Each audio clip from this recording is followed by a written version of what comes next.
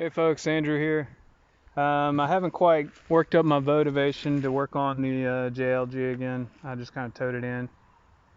I have parts to put on it, but also, it doesn't quite make sense until I see if I can fix the engine to keep working on it. And I haven't got the motivation to tear the bottom of that engine out yet. So yeah, I need some time to cool off. So I did some maintenance on the ditch witch. Thought I'd just tell you guys about that. So several things. So this hose up here had been leaking. You can see all the fluid down here. This guy was leaking a bit, and it turns out this O-ring was kind of shot and there was absolutely no O-ring right here. So that definitely took care of that issue. These two cylinders are blown. I didn't work on them because they haven't come in yet, but I ordered the rebuild kits for these two right here. The stumps will kill a backhoe. I tried to swing and side to side and push on some stumps, and it blew these older cylinders out that haven't been rebuilt since I got it.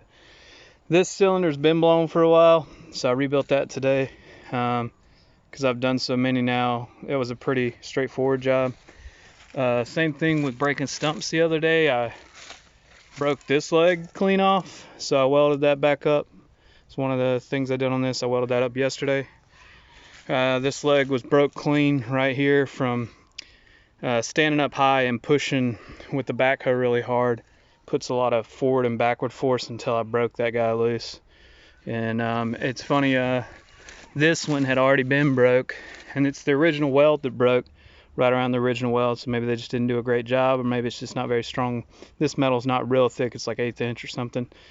So yeah, anyway, this one I had welded previously from doing stumps. I broke it, and now the other side. So then the other one was when I got this thing stuck. I don't know if I put that up anywhere, but I had gotten the ditch witch stuck in the swamp, which, I thought was close to impossible because it's 4-wheel drive, really big tires, sits up off the ground, 4-wheel steering. It's got a backhoe that you can pull with, but yet pretty much this whole half of the ditch witch swallowed probably all the way up to here in mud. And so this guy was firmly planted in the ground, and when this guy came with another tractor and pulled me out, which was no problem, he was up on the road, was able to pull me out. I was thinking that this plow stuck in the mud would be a problem, but it wasn't going to be. But I ended up breaking my shaft yoke because I tried to run it in this vertical position, which was really hard on the joint. So let me show you. Didn't break at this joint here, but it broke. There's a second joint right there, and it broke right there. So see if it'll focus. Yeah, so you can see that stuff's kind of shiny. I just replaced that. I had ordered it a while back and just hadn't done it yet. I had to replace it once before because when I bought the tractor, this shaft was not connected. There was no yokes. Neither of these yokes were here when I first bought the tractor. I had to replace them.